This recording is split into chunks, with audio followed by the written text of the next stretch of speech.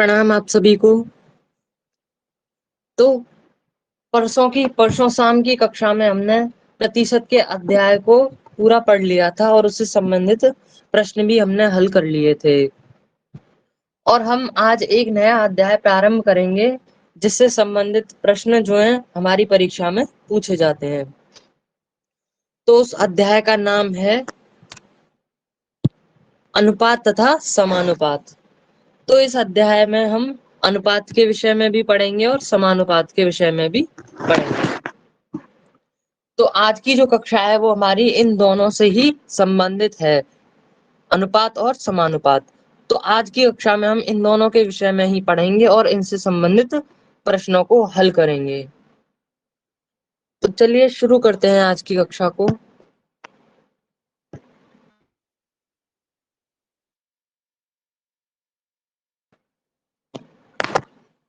तो सर्वप्रथम हम क्या है और इसे हम निकालते कैसे हैं या व्यक्त कैसे करते हैं। तो अनुपात जो है वो क्या है, दो सजातीय राशियों का अनुपात एक ऐसी संख्या या भिन्न है जो उन दो राशियों के संबंध को भागफल द्वारा प्रदर्शित करती है। तो अब ये जो आपने अभी परिभाषा जो है सुनी, उसमें क्या है, एक शब्द आया सजातीय राशियां। ये होती क्या है? तो ये जो सजातीय राशियां हैं इनके जो गुणनखंड होते हैं वो क्या होते हैं, समान होते हैं। कैसे होते हैं? समान। जो हमारी सजातीय राशियां होती हैं उनके गुणनखंड क्या होते हैं, समान होते हैं। अब समान कैसे होते हैं वो हम एक उदाहरण लेते हैं। जैसे आपने यहाँ पर लिखा 8/16, ये क्या है, एक भिन्न रूप है। अब आपको क्या करना है, इसे अनुपात के रूप में व्यक्त करना है। तो अब आप क्या करेंगे कि ये जो है आप पहले इसको 2 से विभाजित कर लेंगे। जी, 2 चौक 8। तो यहाँ पर जी 4/8 हो जाएगा। जी या फिर आप इसको 4 से, जैसे आपको 2 से विभाजित नहीं करना है क्योंकि इसमें बहुत समय लगेगा। आपने देखा कि ये जो 8 है, अंश और हर में जो 8 और 16 है, ये क्या है, 4 से भी विभाजित है। जी तो आपने क्या किया, इसको 2 से विभाजित ना करके आपने 4 से विभाजित किया। तो क्या आया, 2/4 आया। जी तो ये जो 2/4 आया किसके आया, 8/16 से ही तो आया, ये 4 से विभाजित होकर। जी तो हम कह सकते हैं कि ये जो हमारी 8/16 है ये क्या है, एक सजातीय राशि है, सजातीय राशि है। कैसे? क्योंकि इसके जो गुणनखंड थे, मतलब अगर हम जो इससे विभाजित करें इसको, अंश और हर को, 8/16 को हमने समान संख्याओं से विभाजित किया, 2 से जी और 4 से। तो ये जी क्या हुआ, पूरा पूरा विभाजित हुआ हमारा। जी तो ये क्या है, हम कह सकते हैं जो हमारी 8/16 है वो क्या है, एक सजातीय राशि है। तो ये सभी को समझ में आई। जी अब आगे क्या कहा गया है कि जो सजातीय राशियां होती हैं हमारी का अनुपात एक ऐसी संख्या है या भिन्न है। तो जब हम ये जो सजातीय राशि है हमारी, जब हम इसका अनुपात ज्ञात करेंगे तो वो क्या आएगा, एक भिन्न में आएगा। तो ये हमने देखा, जब हमने इसको आगे हल किया तो ये एक भिन्न आया था। जब हम आगे जी इसे और विभाजित करेंगे 2 से तो वो आ जाएगा 1/2। अब ये इससे आगे विभाजित नहीं है, जी ये क्या है, हमारा भिन्न है। तो वही यहाँ पर कहा गया है कि जो अनुपात आता है सजातीय राशियों का वो क्या आता है, एक संख्या या फिर भिन्न आता है। तो हमारा भिन्न है। फिर आगे कहा गया है कि जो उन दो राशियों के संबंध को भागफल द्वारा प्रदर्शित करती है। अब है यहाँ पर जो राशियां आई, मतलब 8/16 को हल करने के बाद हमारी जो दो राशियां आई वो आई 1 और 2। जी जो संबंध है 1 और 2 का वो क्या है, भागफल ही तो है। क्योंकि यहाँ पर जो 2 है वो 1 को विभाजित कर रहा है, भाग कर रहा है। तो वो ही क्या है, हमारी अनुपात की परिभाषा है। क्या है कि जो हम दो सजातीय राशियों का जो अनुपात होता है वो क्या होता है, एक भिन्न होता है या फिर कोई एक संख्या हो सकती है। जो क्या होता है, उन दो राशियां, जो हमारी राशियां आती हैं अंत में अनुपात में, भिन्न में जो राशियां होती हैं उनको क्या करता है, भागफल द्वारा प्रदर्शित करता है, मतलब भाग के रूप में दर्शाता है। तो ये जो परिभाषा है अनुपात की, ये सभी को समझ में आई। जी अब आगे कहा गया है कि यदि a व b दो अशून्य संख्याएं हैं, मतलब हम यहाँ पर मान लेते हैं कि हमने दो संख्याएं दे रखी हैं हमें a और b, जैसे हमने यहाँ पर 8/16 ली, ऐसे ही हमने a और b दो संख्याएं ले ली। फिर क्या कहा गया है कि दो अशून्य संख्याएं, मतलब ये जो a और b का मान है वो क्या है, जीरो से कुछ भी, जीरो नहीं है बस, मतलब जीरो से बड़ा भी हो सकता है या जीरो से छोटा भी हो सकता है, लेकिन जीरो नहीं होगा क्योंकि वो अशून्य है। तो a व b के अनुपात को हम a अनुपात b, यानी कि ये जो हमारा a है इन दोनों के बीच में दो बिंदी लगाकर क्या है इसको निरूपित करते हैं तथा इसे a अनुपात b पढ़ते हैं। तो हम इसे क्या पढ़ेंगे, a अनुपात b ही तो पढ़ेंगे।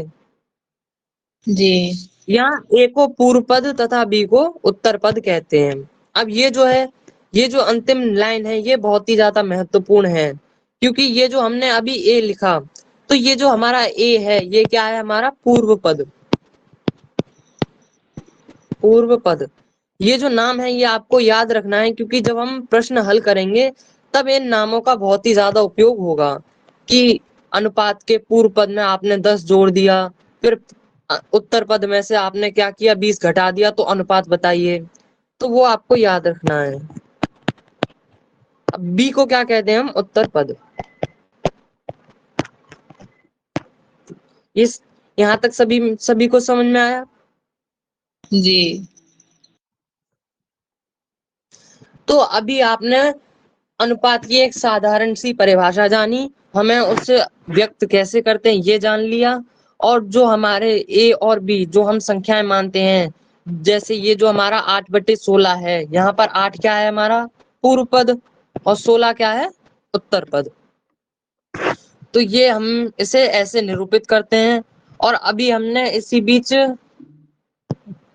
अनुपात को हमने निकालना भी सीखा कि जो हमारी संख्याएं होती हैं, सजातीय राशियां हैं, उन्हें हम समान संख्याओं से विभाजित करते हैं, और जहां तक विभाजित होती हैं हम विभाजित वहां तक करते हैं, अगर नहीं हो रही तो वही क्या है हमारा उत्तर हो जाता है। हो लेते हैं अभी जो हमने पढ़ा यह प्रश्न उसी पर ही आधारित है। तो इस प्रश्न में कहा गया है कि 30 सेकंड व 20 मिनट का अनुपात क्या होगा। तो ये आपको ज्ञात करना है कि 30 सेकंड और 20 मिनट का अनुपात क्या होगा। तो कैसे ज्ञात करेंगे हम इसे।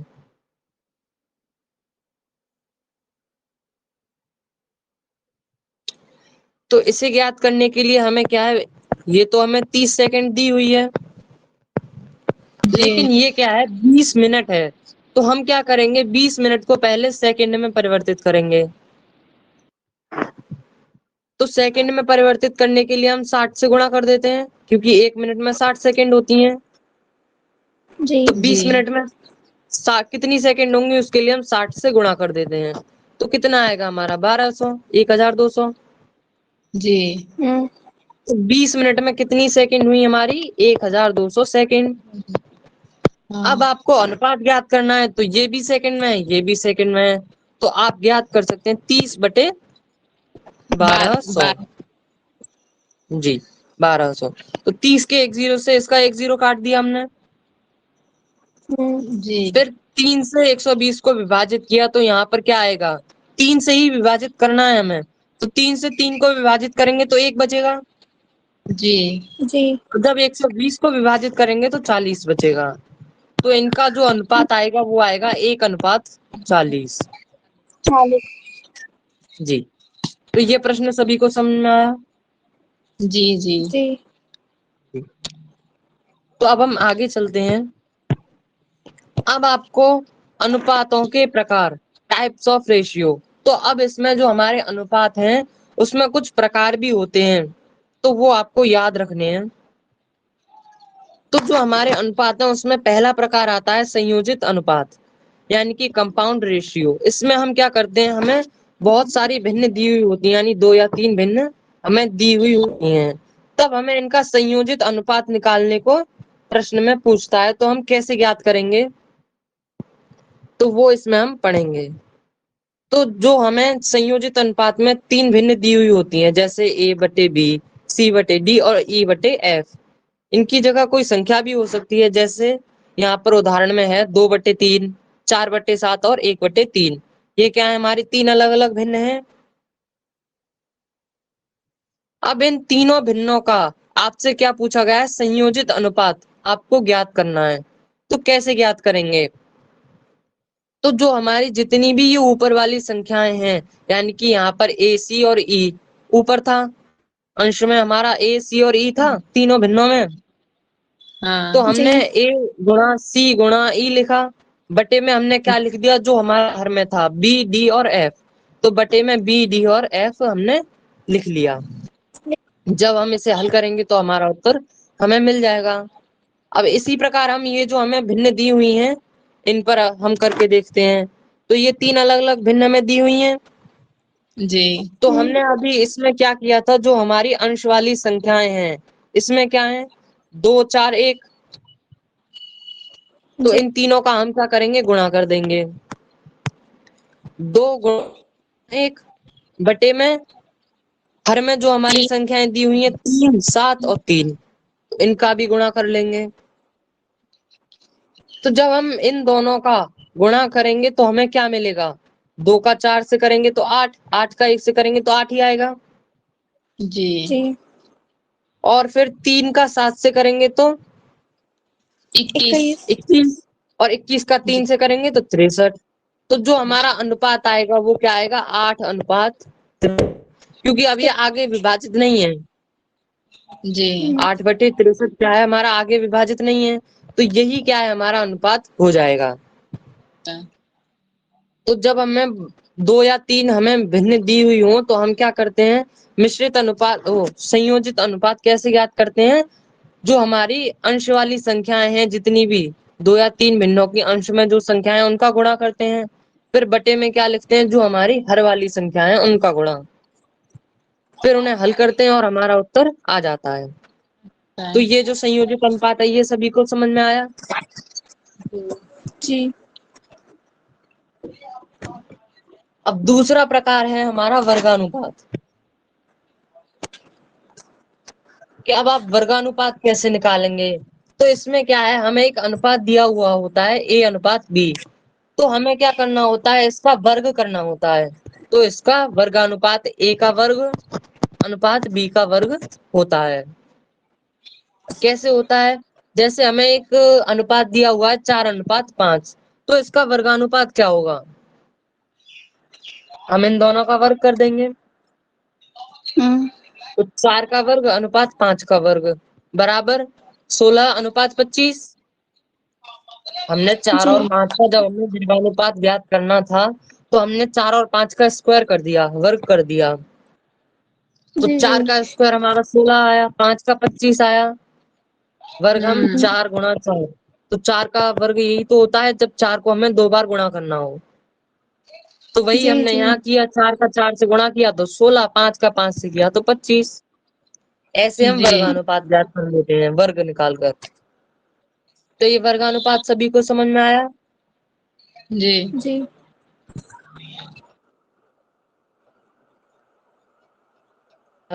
मतलब जो हमारा वर्ग है, अब जो हम वर्ग रूट, अब जो हमारा अनुपात हमें दिया होगा A/B, उसमें हम क्या करेंगे, रूट लगा देंगे, मतलब वर्गमूल लगा देंगे। तो वो हमारा वर्गमूलानुपात निकल आएगा।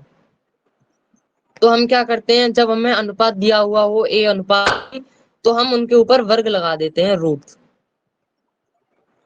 जैसे जैसे हमें दिया है 25 और 36, 25 और 36 का वर्गमूलानुपात पूछा है, तो क्या होगा, इन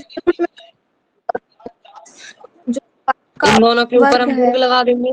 जी, तो वर्ग लगाएंगे तो 5 का जो हमारा स्क्वायर रूट है वो क्या आएगा, वो 25 का स्क्वायर रूट 5 आएगा, और 36 जी का 6 आएगा। तो जो आ हमारा जाएगा वर्गमूलानुपात होगा इसका 25:36 का, वो क्या आएगा, 5:6। जी, अब ऐसे ही आता है हमारा घनानुपात, यानी कि जो हमें अनुपात दिया है उसका क्या करना है हमें, घन, क्यूब। यानी हमें अनुपात दिया है ए और बी, तो हमें ए का घन करना है और बी का भी घन। कैसे? अब जैसे आपको कोई एक अनुपात दिया हो 8:3, अब इनका घनानुपात आपको ज्ञात करना है, तो आप क्या करेंगे, इनका जो क्यूब कर देंगे यानी घन। कैसे करते हैं?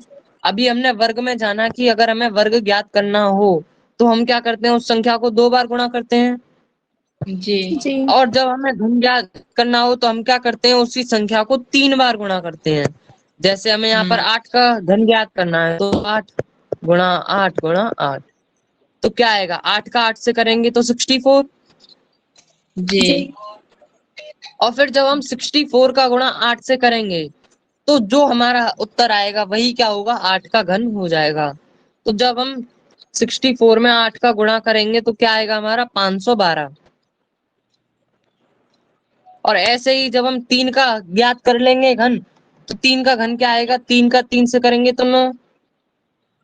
और फिर जब 9 का 3 से गुणा करेंगे तो 27। तो जो हमारा 8:3 का घनानुपात आएगा वो आएगा 512:27। तो ये सभी को समझ में आया? जी। अब इसी प्रकार जो हमारा वर्ग मूलानुपात था, तो उसी प्रकार है एक घन मूलानुपात।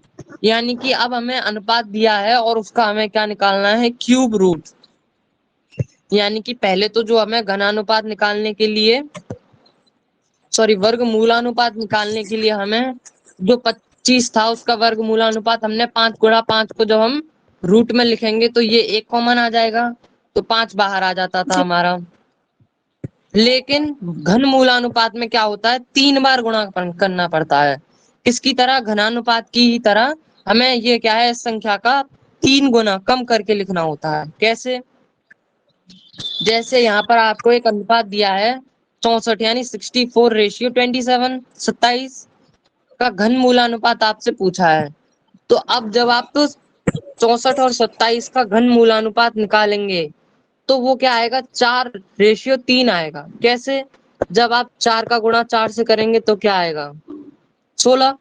16। जी। और 16 का 4 से करेंगे तो कितना आएगा, 64। जी। तो ये क्या है, जब हम 64 का घन मूलानुपात ज्ञात करेंगे तो क्या आएगा, 4 ही आएगा। 4। जी। और इसी प्रकार 27 का ज्ञात करेंगे तो 27 का क्या आएगा, 3 आएगा। क्योंकि 3 तिया 9 और 9 तिया 27। तो ये घन मूलानुपात सभी को समझ में आया? जी। तो अब ये जो हमारा एक आखिरी प्रकार है वो है विलोमानुपात।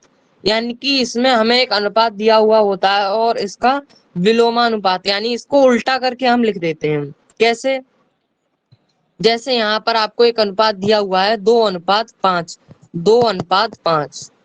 अब इसका आपसे विलोमानुपात पूछा है तो आप कैसे ज्ञात करेंगे, आप 2 का उल्टा कर देंगे यानी 1/2। जी। और अनुपात 5 का उल्टा 5, तो ये क्या है, इसका विलोमानुपात। जी, ये क्या है, इसका विलोमानुपात। तो ये 6 अनुपात आप सभी को समझ में आए?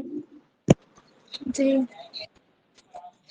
और ये जो है ये हमें इसके मुख्य नाम भी आपको याद रखने हैं कि घनानुपात का अर्थ क्या होता है, घन मूलानुपात का अर्थ क्या होता है।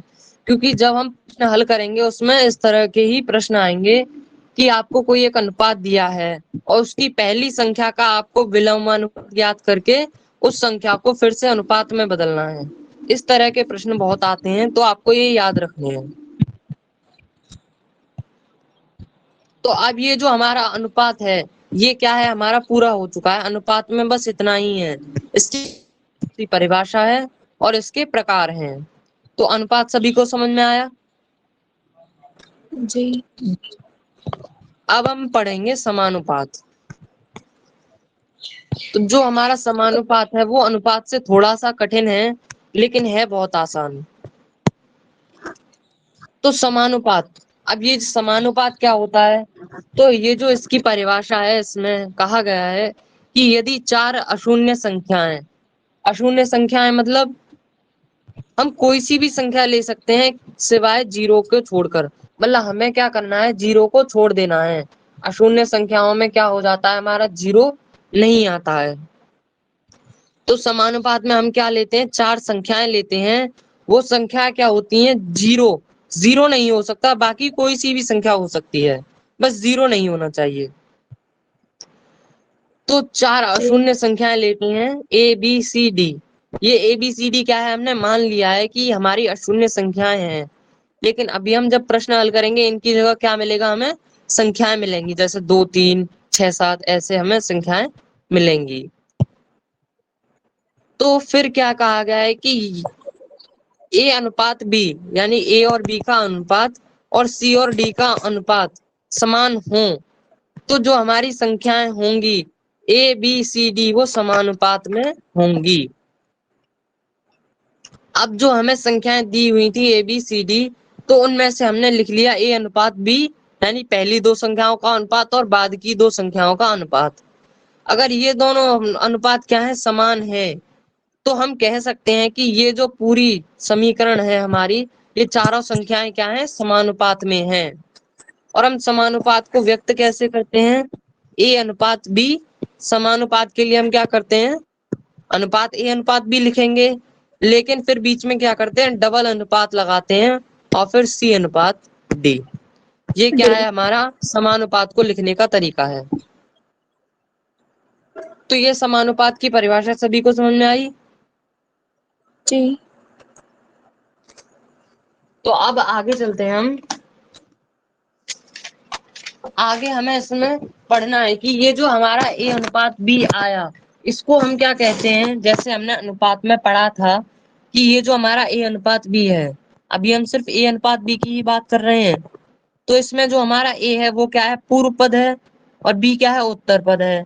इसी प्रकार ये जो हमारा ए अनुपात बी है समानुपात में, समानुपात में ये जो हमारा ए अनुपात बी है, उसे हम क्या कहते हैं, इसमें हम पूर्व बीच पद। वालों को, जी, तो जो हमारा ये समानुपात है, इसमें हम क्या करते हैं, पहला वाला यानी कि ये जो ए है इसे, और लास्ट वाला यानी डी, ए अनुपात डी या फिर ए या डी को हम क्या कहते हैं, बाह्य पद। क्या कहते हैं, बाह्य पद। बाह्य पद।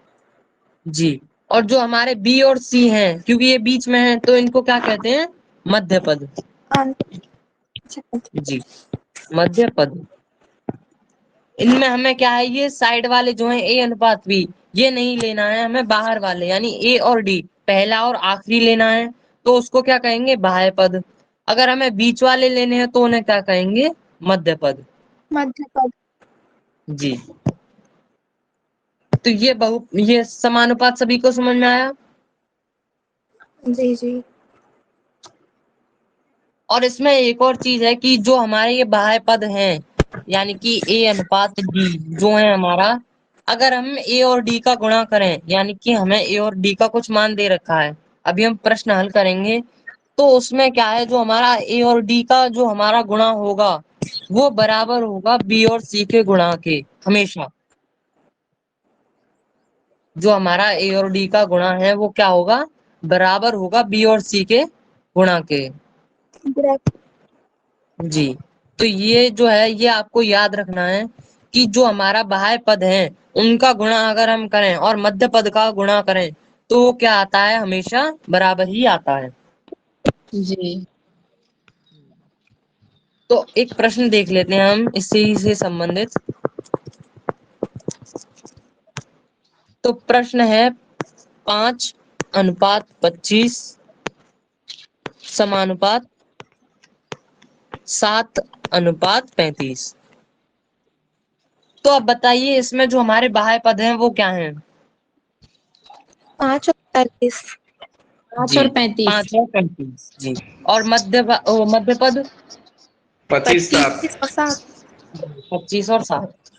तो अभी हमने जाना कि अगर हम बाह्य पद यानी ए और डी का गुणा करें, यानी 5 और 35 का अगर हम गुणा करें, तो वो क्या होगा, बराबर होगा 25 गुणा 7 के। जी। तो जब आप इनको गुणा करेंगे, यानी कि जब हम 5 का 35 से गुणा करेंगे तो वो क्या आएगा हमारा 175 जी 175 175 बराबर, और 25 का 7 से करेंगे तो 175 ही आएगा जी। तो ये जी क्या है हमारा बराबर है समान अनुपात। जी, समान है। तो अभी जो हमने पढ़ा कि अगर हम बाह्य पद यानी ए और डी का गुणा करें तो वो क्या होता है, बी और सी के गुणा के बराबर होता है। होता है। तो ये आपको याद रखना है। आगे चलें हम। जी तो तो पहले समानुपात को निकालने के भी जी आपने पहले जितने नियम बताए हैं उसके सवाल करवा दीजिए। अच्छा, ये जो हमने अनुपात के ये जो अभी नियम पढ़े थे हाँ जी हाँ जी उससे संबंधित प्रश्न तो हम करते हुए आए ही हैं, ये एक एक हमने उदाहरण लिया था। हाँ लेकिन जी अभी जो हमारी कोई कक्षा होगी उसमें हम और भी उदाहरण पढ़ेंगे। अभी हम इसके हाँ नहीं विषय में जी थोड़ा थोड़ा पढ़ रहे हैं, बाकी प्रश्न हम कल करेंगे। तो अभी हम जी समानुपात के भी कुछ नियम हैं 3, तो उन्हें भी पढ़ लेते हैं। तो समानुपात के नियम, जो पहला नियम है वो क्या है, यदि हमें कोई एक समानुपात दिया हो कि ए अनुपात एक्स अनुपात एक्स अनुपात बी, यदि ऐसा आपको कोई एक समानुपात दिया हो जिसमें जो हमारा ए है वो जैसे आप मान लीजिए 2 है, समानुपात यहाँ पर आपको कोई मान निकालने के लिए कहा गया हो, समानुपात ये दोनों समान है 3, तब आप ये जो x का मान है कैसे ज्ञात करेंगे। तो इसके लिए हमें एक सूत्र है, वो है एक्स स्क्वायर बराबर ए और बी का गुणा, यानी ये जो हमारा मध्य पद है इसका वर्ग, यानी x गुणा x बराबर क्या होता है हमारा, हमने पढ़ा था अभी बाह्य 2 गुणा पद एक्स स्क्वायर के गुणा के, यानी 2 गुणा 3, यानी कि a गुणा b भी कह सकते हैं, जी a गुणा b। तो जो हमारा a गुणा b है, हम x गुणा x को एक्स स्क्वायर लिख सकते हैं, x का वर्ग जी जी जी बराबर ए गुणा बी। तो अब ये जो हमारा वर्ग है अगर हम इसको इधर भेज दें बराबर के चिन्ह के इधर, ये चला जाएगा तो x बराबर क्या आएगा हमारा ए गुणा बी का रूट अंडर जी जी। तो अंडर ये भी क्या है, अब हमारा ये सूत्र बन गया कि जब हम यहाँ पर अगर हमें कोई एक समानुपात दिया हो जिसमें जो हमारे बाह्य पद है वो अलग अलग हों लेकिन मध्य पद क्या है समान ही हो, तो हम क्या करेंगे, इस सूत्र का प्रयोग करेंगे और मध्य पद का मान ज्ञात कर लेंगे। अब कैसे ज्ञात करेंगे वो हम इस प्रश्न में देख लेते हैं कि यहाँ पर आपको एक समानुपात दिया हुआ है 2:x, समानुपात x अनुपात 32। तो अब आपको क्या ज्ञात करना है, इसमें x का मान ज्ञात करना है, यानी इसका मध्य पद क्या होगा ये आपको ज्ञात करना है। तो कैसे ज्ञात करेंगे हम X into X X square जी, अभी हमने सूत्र पढ़ा कि जब हम मध्य पद का गुणा करते हैं, मध्य पद का गुणा यानी x गुणा x, जिसे हम एक्स स्क्वायर लिख सकते हैं, x का वर्ग, जी वो बराबर हो जाता है बाह्य पद के गुणा के, 64 यानी कि 2 गुणा 32 30 जी। तो ये जो हमारा x का जो वर्ग है अगर हम इसे बराबर के चिन्ह के इधर भेजेंगे तो वो क्या हो जाता है, हमारा रूट में बदल जाता है जी। यस 2 गुणा 32 यानी 64 यस रूट जी। तो x बराबर क्या आएगा हमारा 64 80 8 जी, हाँ ये 8 आएगा जी जी जी। तो जो हमारा मध्य पद है उसका मान क्या आया हमारा 8 आया। तो यहाँ पर जो हमारा मध्य पद है x का मान है वो क्या है 8 है। तो ये प्रश्न सभी को समझ में आया। जी तो जी अब हम दूसरा फॉर्मूला पढ़ेंगे समानुपात का कि यदि हमें a अनुपात b समानुपात b अनुपात x दिया हो तो जो हमारा x और a का तृतीय अनुपात होता है, ये लाइन आपको ज्यादा काम की नहीं है, बस आपको ये याद रखना है कि जब हमें a अनुपात b ये दिया हुआ हो, यानी कि a और b जो है वो हमारी अलग अलग संख्याएं हों और समानुपात में भी b अनुपात x दिया हुआ हो, तो जो हमें x का मान है वो कैसे ज्ञात करेंगे। तो इसके लिए क्या करना है आपको, पहले आप क्या करिए, मध्य पद का गुणा कीजिए, तो ये क्या हो जाएगा, बी का वर्ग BS बराबर, अब बाह्य पद का गुणा करेंगे तो a गुणा एक्स। AX जी, तो जब आप यहाँ से x का मान निकालेंगे यानी x बराबर क्या हो जाएगा, b का BS वर्ग तो बराबर था ही इधर, लेकिन यहाँ पर जो हमारा a है वो क्या है, गुणा में है, इधर जाएंगे तो क्या हो जाएगा, भाग में। जी, तो x बराबर क्या हो जाता है हमारा, b का वर्ग बटे a।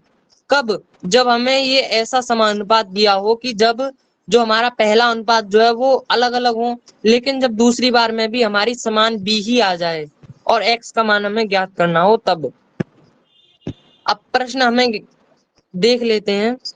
तो इस प्रश्न में हमसे पूछा गया है कि 10 तथा 30 का तृतीय अनुपाती क्या होगा, यानी कि जो हमारा x है वो आपको, अब इसमें x का मान आपको ज्ञात करना है। तो जो हमारा a है वो क्या है इसमें 10 10, जी, 10 और b क्या है 30। 30 है।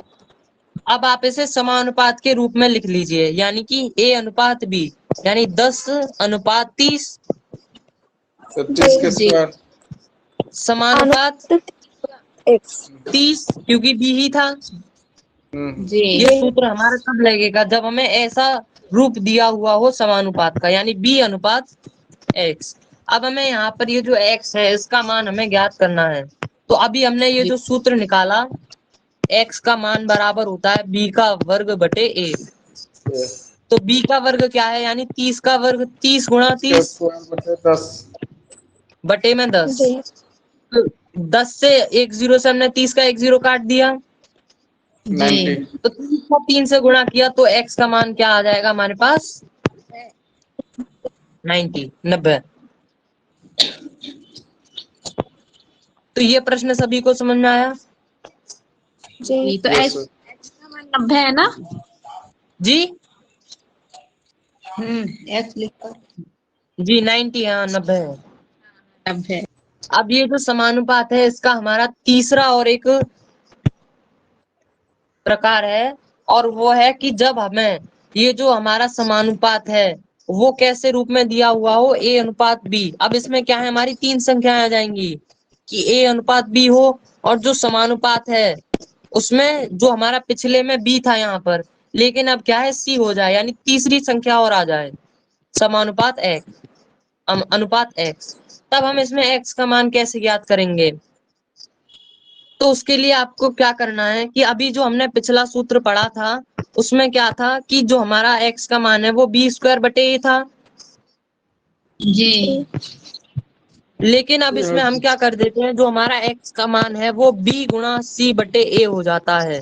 क्यों, इसी बटे क्योंकि अभी जो हमने सूत्र निकाला उसमें मध्य पद का गुणा किया था, जी मध्य पद का गुणा करेंगे तो क्या आएगा, इस सूत्र में b गुणा c ही तो आएगा, जी जी जी बराबर बाह्य पद का गुणा करेंगे यानी कि a गुणा x।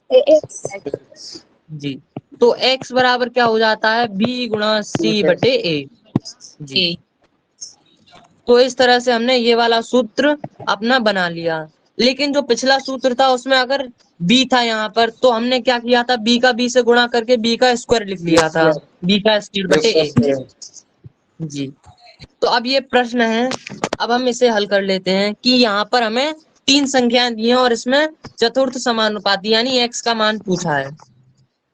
तो ये कैसे ज्ञात करेंगे, तो a क्या है हमारे पास इसमें 6 6, और b बराबर 11 11, और c बराबर 12 12। जी, तो जब हम इसमें सूत्र में जो x बराबर, सूत्र क्या था हमारा, b गुणा X c बराबर बटे a, 28 तो b की जगह हम 11 गुणा c की जगह 12 बटे a यानी 6। तो 132 जब आप बटे इसे हल करेंगे तो आपको x का मान मिल जाएगा। जी, तो 6 से ये 12 दो बार विभाजित होगा, 11 दूनी 22, यानी जो हमारा x का मान है वो क्या है, 22 आएगा, 22। यस जी जी, तो ये अभी तक की प्रश्न सभी को समझ में आए और प्रकार समानुपात के। यस सर हाँ जी बिल्कुल। जी। तो अब ये आपके लिए कुछ प्रश्न हैं, तो वो अभी हम हल करते हैं। तो इस प्रश्न में कहा गया है कि 0.043 यानी कि 0.043 तथा 0.00129 का अनुपात कितना होगा। तो अब आपको क्या ज्ञात करना है, इसका अनुपात ज्ञात करना है। तो कैसे ज्ञात करेंगे, हमने सीखा था कि जो हमारी संख्याएं दी हुई होती हैं उनको हम बटे में लिखते हैं, यानी कि 0.043 बटे में 0.00129। 4-3 यही वहाँ तो होगा हम 2 जी 1-3 सर ऊपर लिख दीजिए। ऊपर 4 ऊपर 43 होगा। जी हाँ जी 43 जी। अब आपको क्या करना है कि ये ऊपर क्या है हमारा 0.3 संख्याओं के बाद दिया हुआ है पहले, लेकिन नीचे क्या है 5 संख्याओं के बाद है। तो हम ये जी ऊपर वाला अगर हम पॉइंट हटाएं, यानी कि ऊपर वाली जो संख्याओं में दशमलव है इसे हटाएं, तो नीचे वाला दशमलव हमारा कहाँ लगेगा, यही तो लगेगा 29 से पहले, क्योंकि ऊपर जो जो हमारा दशमलव था वो क्या था हमारा 3 संख्याओं से पहले लगा हुआ था, और हमारा नीचे दशमलव 5 संख्याओं से पहले लगा हुआ था। तो हमने क्या किया, 3 संख्याओं से इधर हटाया और 3 संख्याओं से दशमलव इधर हटा दिया। तो इधर यहाँ का दशमलव हमारा आ जाएगा 29 से पहले।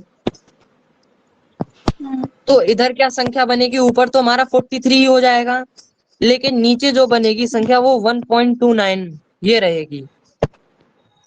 लेकिन अभी क्या है, अभी ये जो हमारी संख्या है, ये नीचे वाली जो हमारी हर वाली संख्या ये अभी भी दशमलव में है, तो इसे हटाने के लिए ऊपर क्या करेंगे, 100 से गुणा कर देंगे जी। तो जो अब हमारा अंतिम रूप आएगा वो क्या आएगा, 43 गुणा 100 बटे 129 129। अब आप इसे जब हल करेंगे तब जो आपका उत्तर आएगा वही क्या होगा, हमारा अनुपात होगा। अब इसे हल कैसे करेंगे 4300 जी 4300 बटे 129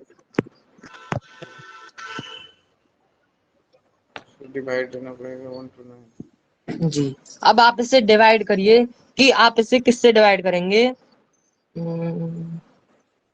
3 से। 1 to 9 तो कटेगा ही नहीं लगता है मुझे। जी 129 तो कट जाएगा 3 से, लेकिन ये जो है हमारा 43 ये पूरा पूरा विभाजित नहीं होगा, क्योंकि अभी हमने जब अनुपात में पढ़ा था कि जो हमारी संख्या है वो दोनों संख्याओं से विभाजित होनी चाहिए। हाँ कौन तो इसमें आपको क्या करना है कि आप इसको सीधा सा विभाजित करके देख लीजिए, या तो आप एक एक संख्या करके देखें, इसमें तो आपका बहुत समय लग जाएगा। तो आप क्या कीजिए, इसको 43 से विभाजित कर दीजिए 129 को। तो जब आप 43 से 129 को विभाजित करेंगे तो कितनी बार जाएगा, 3 बार ही तो जाएगा, क्योंकि 40 आपने यहाँ पर 40 मान लिया, 40 का 30 से गुणा किया 120, और 3 का अलग करेंगे तो 9 यानी कि 129। आपको गुणा बहुत ही तेजी से करना है जिससे आपका समय बचे। तो आपने दोनों जगह 43 से विभाजित कर दिया, यानी कि ऊपर क्या बचा 100, नीचे क्या बचा 3। अब ये विभाजित नहीं होगा, तो इसका अनुपात क्या आएगा 100:3, यही तो आएगा। सर आपने जो वो जीरो हटाने के लिए डेसिमल के बाद आपने 3 अंक वो लगाया, तो मैंने वो भी जी कर सकता हूँ 3 डेसिमल के बाद 0.043 है, तो नीचे 5 अंक है, हम ऊपर भी 5 हम्म डबल जीरो लगाकर डेसिमल हटा सकते हैं डायरेक्ट, 5 अंक ऊपर भी जी कर देंगे। डायरेक्ट हटा लीजिए, डायरेक्ट भी हो जाएगा। जैसे हमारा जो हमें दिया हुआ था वो क्या दिया हुआ था 0.043 जी सर। बटे में 0.00129। तो ये क्या है, ये पांच संख्याओं के पहले है, यहाँ पे 3 के हैं, तो आप क्या कर सकते हैं, या तो आप 3 के तो ये यहाँ पर आ जाएगा 29, फिर 2 जीरो और बढ़ा दीजिए यानी कि 4300, फिर भी ये 4300 बटे 129 ही होगा। वो तो आंसर सेम ही आएगा कैसे भी करेंगे। जी उत्तर तो सेम ही आएगा, बस वो आपको देखना है आप कितनी तेजी के साथ इसको हल कर सकते हैं, जिससे आपका उतना ही समय बचे। तो ये प्रश्न सभी को समझ में आया? जी सर। जी अब दूसरा प्रश्न है कि निम्नलिखित अनुपातों में सबसे बड़ा अनुपात कौन सा है? तो आपको इसमें ज्ञात करना है कि ये जो हमें दिए हुए हैं अनुपात, इनमें सबसे बड़ा अनुपात कौन सा है। तो कैसे ज्ञात करेंगे? इसके लिए आपको विभाजित करके देखना पड़ेगा कि जैसे आपको पहला ऑप्शन दिया हुआ है 7:15, इसको हम बटे में लिख सकते हैं, यानी 7/15। जी तो इसमें आपको क्या करना है, सभी संख्याओं को विभाजित करके देखना है। इसमें आपका थोड़ा समय तो जाएगा, लेकिन क्या है, आपका जो उत्तर है वो आपको मिल जाएगा। लेकिन इसका कोई और दूसरा तरीका नहीं है इसको और हल करने का। आप जब 15 से 7 को विभाजित करेंगे तो ये क्या होगा, 0.467। तो ये इतनी बार क्या है हमारा विभाजित होगा, क्या 7/15। तो जो इसका दशमलव रूप आएगा वो क्या आएगा, 0.467। 0.467। इसी प्रकार जब आप और तीनों को विभाजित करेंगे तो फिर जब आप उनकी तुलना करिएगा, फिर उसमें क्या होगा, आपको पता चल जाएगा कि इनमें कौन सा बड़ा है। तो अब आपको क्या करना है, दूसरे में 15/25 लिख के 25 से 15 को विभाजित करना है। जी तो तो जब हम 5 से भी 15 को, जी 5 से कर लीजिए पहले इनको। 5 से जैसे 15/25 है, तो 5 से 5 किया। करेंगे तो ये 3 बार, ये 5 बार। तो 5 से 3 जी को विभाजित करिए, उत्तर तो दोनों में ही सेम आएगा। जी जी तो जब हम 0.6। 5 से 3 को विभाजित करेंगे तो कितना आएगा, 0.6। जी 0.6। अब अगला है 17:25। तो 17/25, 25 से 17 को विभाजित करना है। अब जब हम इसे करेंगे 0 तो पहले तो ये क्या आएगा, 0.6 7 है। और 8 ये आएगा।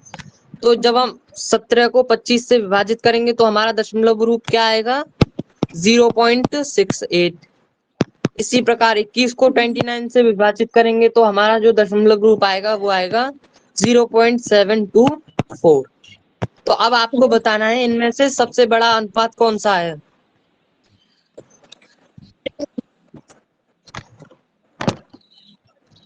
डी वाला ही तो है, क्योंकि ये क्या है, जी 0.4 है, लेकिन ये क्या है 0.6 है, यानी 0.60 के बराबर है, 0.60। ये क्या है 0.46। ये क्या है 0.68 यानी 68। ये 0.72 यानी ये सबसे ज्यादा है। 0.72 ये क्या है, सबसे ज्यादा है बाकी तीनों की अपेक्षा। तो ऑप्शन डी जी क्या है हमारा, ये सही हो जाएगा। इसमें तो बहुत टाइम लग जाएगा करने में। जी हाँ, विभाजित करने में तो आपको समय लगेगा ही, क्योंकि इसका और कोई तरीका नहीं है। इसमें आपको विभाजित करके ही देखना पड़ेगा। बाकी इसकी कोई और शॉर्ट जी ट्रिक होगी तो वो हम कल आपको बता देंगे। जी जी जी इसकी कोई शॉर्ट ट्रिक नहीं है, बस इसको थोड़ा छोटा करके कर सकते हैं, लेकिन करना तो पड़ेगा ही। जी जी। तो आज की कक्षा में हमने अनुपात के विषय में पढ़ा, समानुपात पढ़ा। तो सभी को आज की कक्षा समझ में आई? जी जी बहुत सर। अच्छे से। कल हम प्रश्नों को